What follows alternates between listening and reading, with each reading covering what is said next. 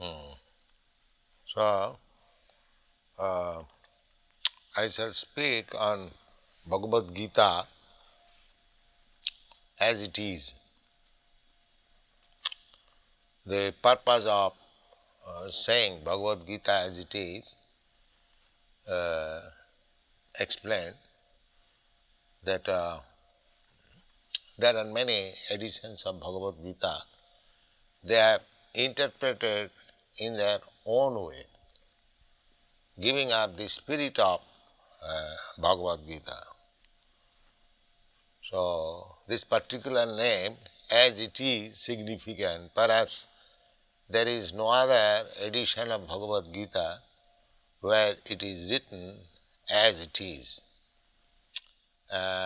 In this connection, Professor Dimmock of Chicago University has written a foreword, and he very much appreciates the theme. He says, Swami Bhaktivedanta comments upon the Gita from this point of view, and that is legitimate. She accepts that Bhagavad Gita as it is legitimate presentation of the great book of knowledge. And he also says, more than that, in this translation, the Western reader has the unique opportunity of seeing how a Krishna devotee interprets his own text. So, about Krishna, the devotees actually can interpret about Krishna book. Others, if they are not devotee, how they can interpret on Krishna? Just like a member of a family can say very nicely about the head of the family, how outsiders can say about the family. That is not possible. Similarly, about Krishna, a Krishna devotee can speak nicely, not others. Others have no right to speak about Krishna. And Krishna also admits Arjuna as the right student of Bhagavad Gita. In the beginning, Krishna says that I have selected you as my student because you are my friend and you are my devotee. So, in other words, we can understand that Bhagavad Gita can be understood who has intimate relationship with Krishna. Just as Krishna says, you are my dear friend. That is intimate relationship with Krishna. And without becoming a devotee, nobody can be intimately related with Krishna. These are the factors to be understood. So, this Bhagavad Gita was spoken 5,000 years ago to Arjuna in the battlefield of Kurukshetra, and the science of understanding God is there in this Bhagavad Gita. Bhagavad Gita is the science of God. Everything has got some science, scientific book to understand that particular subject matter. Similarly, there are different types of concept of God. Generally, they take it as an idea, but we don't take it as idea. We take God as concrete fact. Just like you are seeing me, I am seeing you. This is concrete fact. Similarly, a God can be seen by you and God is already seeing you. There is no doubt about it. But you can see also God. So that process we have to understand, how to see God. That process is mentioned in all the Vedic scripture. That is called Bhakti Yoga, that process. Krishna also says in the Bhagavad Gita, Bhaktya mam abhijanati javan jasyami tat. If anyone wants to know Krishna, what he is, then one has to accept the process of Bhakti Yoga. There are different types of yogas. Yoga means linking oneself with the Supreme Personality of Godhead. So, speculative yoga will not help us. You have to take concrete yoga. Concrete yoga is Krishna consciousness. So,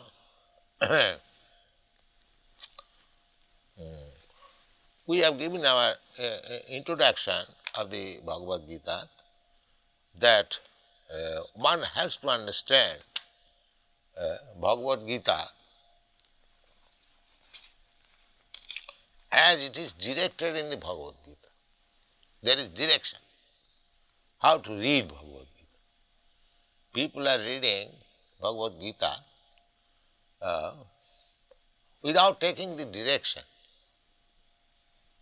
This we have explained in the manner that if you take some medicine, there is some direction on the bottle, that this is the dose. You take so many drops, so many times, that is direction. Similarly, for understanding Bhagavad Gita actually, you have to accept the direction as given by the author himself, Krishna. He says that long ago, some 40 millions of years ago, he first spoke this Bhagavad Gita to the sun god.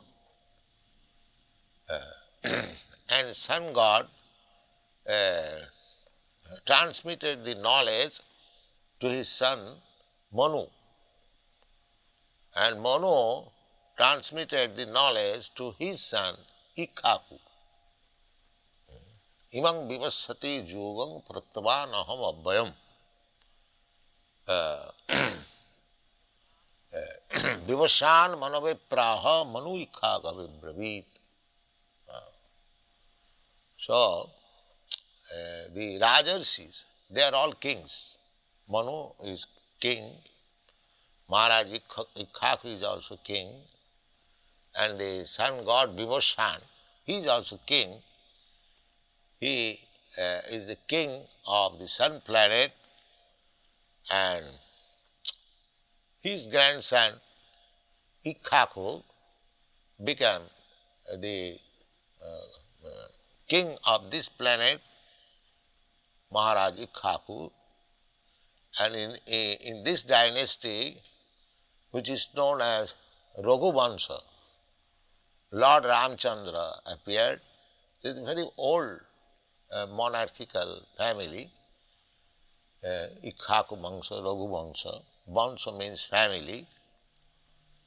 So, formerly, the kings, the head of the administrative executive, they used to learn the thesis or the injunction given by God. So,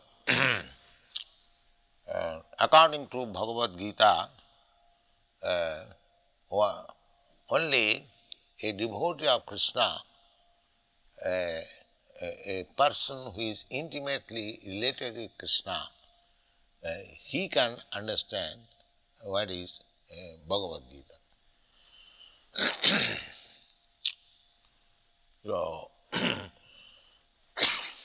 Krishna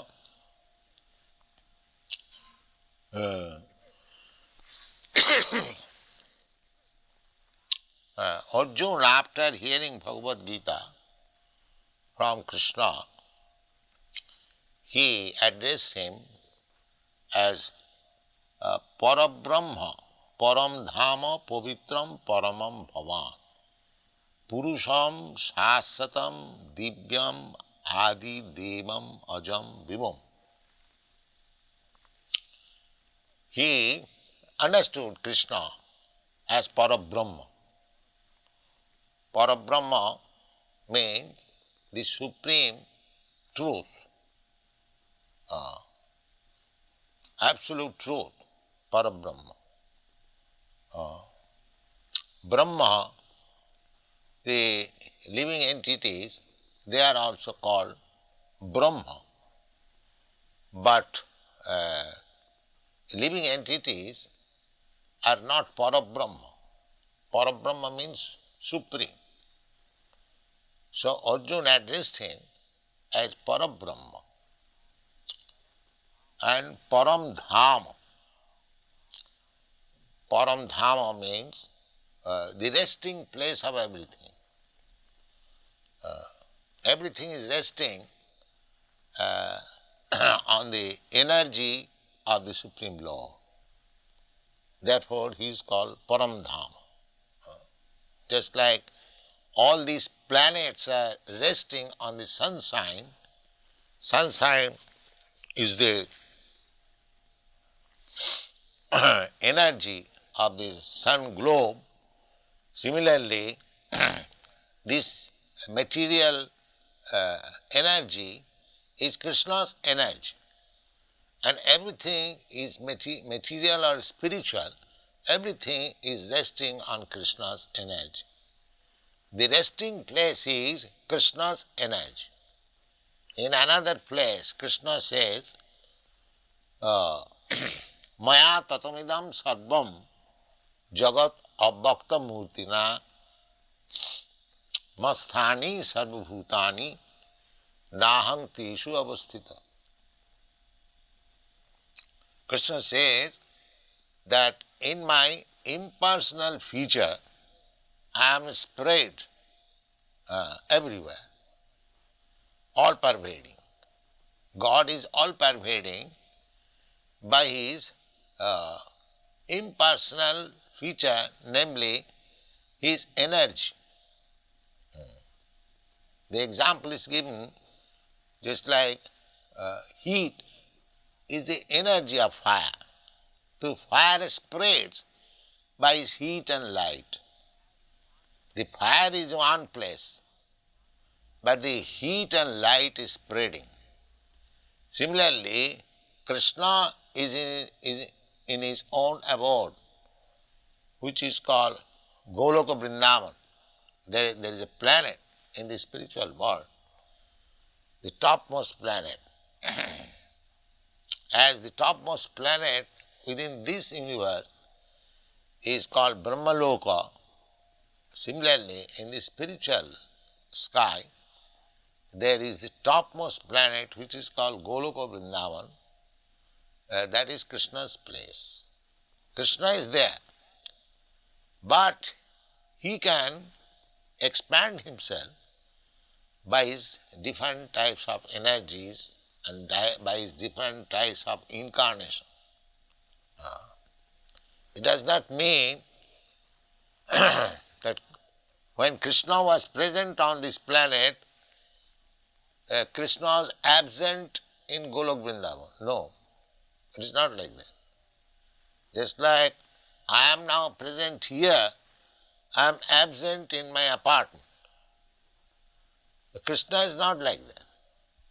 Krishna can be present everywhere, at the same time he can remain in his own abode. That is described in the Brahma Samhita. Goloka eva nivasati akhilatma bhuta. Although he is in his abode, which is known as Goloka Vrindavan, he can expand himself everywhere, and actually he has done it. So we must know how he is expanded, in which way he is in contact with us. That is the science. In Bhagavath Gita, these things are explained.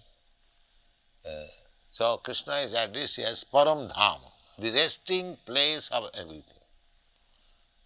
Everything is resting. Krishna also says, Masthani Sarvabhutani. Everything, material manifestation, is resting on him. Nahang Teshu Avasthita, but I am not there.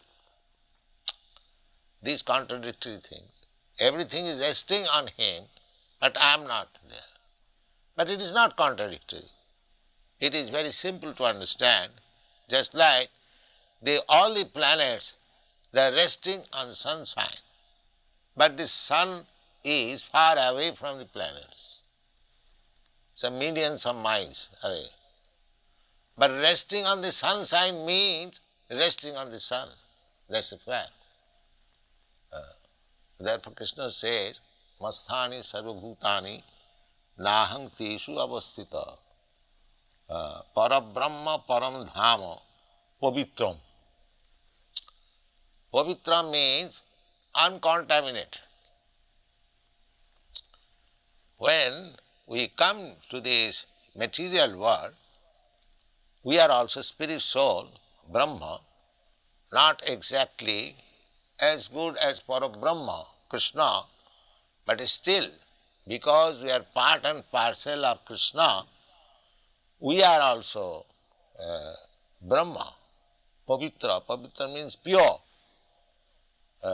Just like the particle of gold is also gold. If gold is pure, the particle is also pure. So, Krishna comes to this world, we also come to this world, but we are contaminated, but Krishna is not contaminated.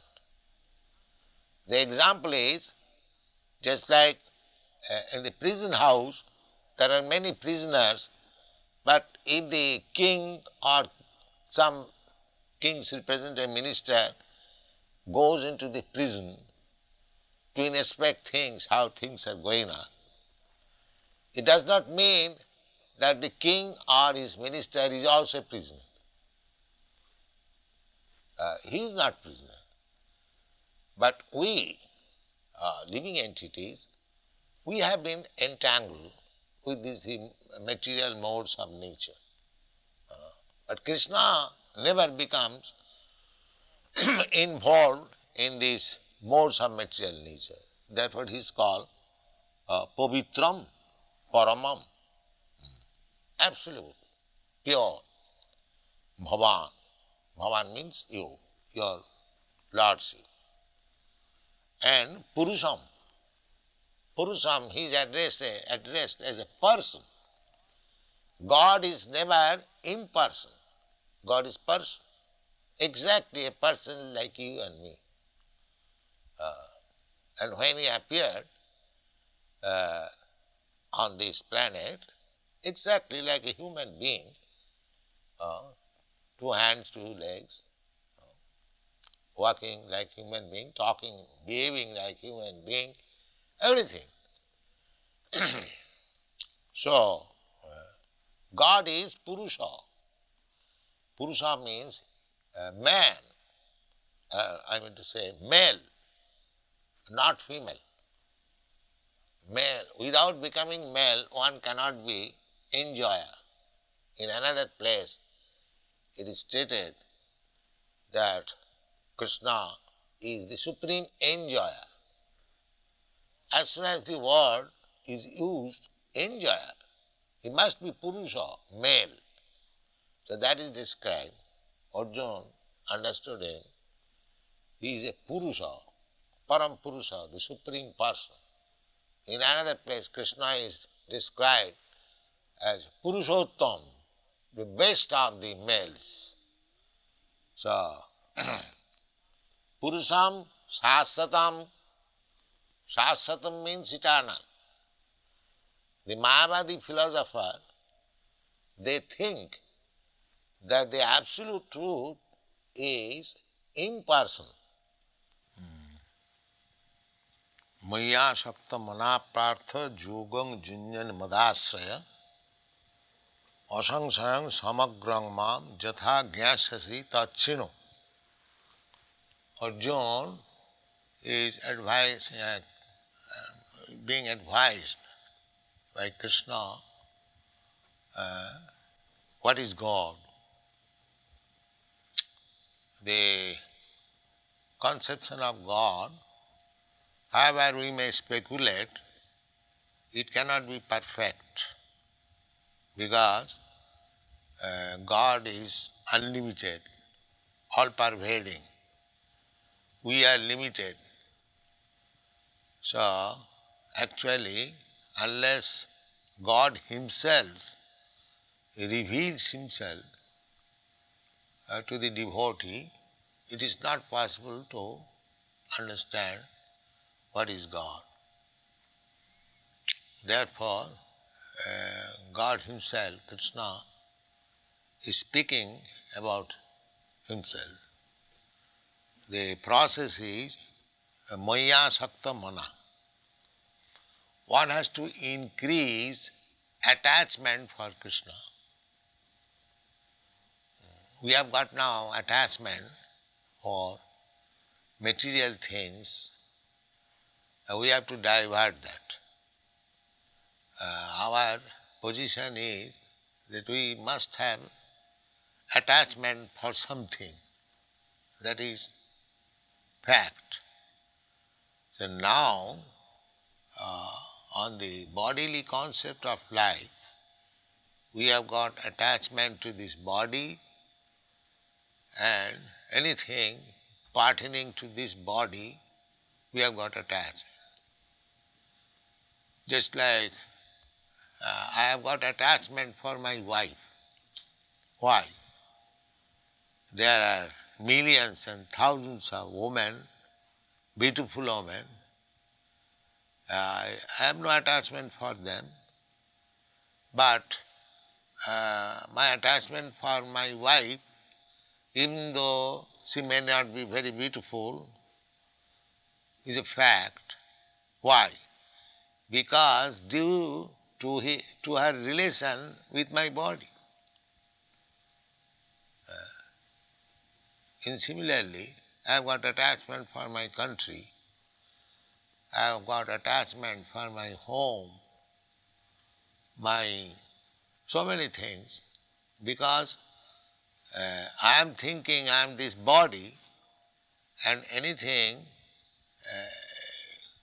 in connection with this body, I am thinking mine. So at the present, my conception of I and mine is wrong. Therefore, if we divert that attachment to Krishna, then we can understand Krishna or God perfectly well. Krishna is just like sun. When there is sunshine, you can see the sun and yourself also. Without sunshine, in the darkness of night, neither you can see the sun nor yourself. Therefore, the process is Maya Saktamana, developing Krishna consciousness. Maya Saktamana Prartham Jugam Junyan Madasaya. This is the yoga. Yoga means connecting. Yogang Junyan, that yoga should be practiced in connection with Krishna.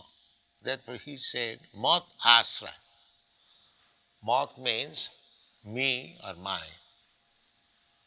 And Asra means taking shelter. So either you take shelter of Krishna or Krishna's representative. Of course, it is not possible for us to take shelter of Krishna, because Krishna is not present at the present moment, but his representative is there. So one has to take shelter of his representative and practice bhakti yoga, concentrating his mind on Krishna. This is called Krishna consciousness. One has to take shelter of a person whose life is devoted to Krishna, and under his direction we have to practice how to develop Krishna consciousness, and then Krishna will be revealed. The revelation, proportionate revelation, is proportionate advancement in seeing Krishna directly.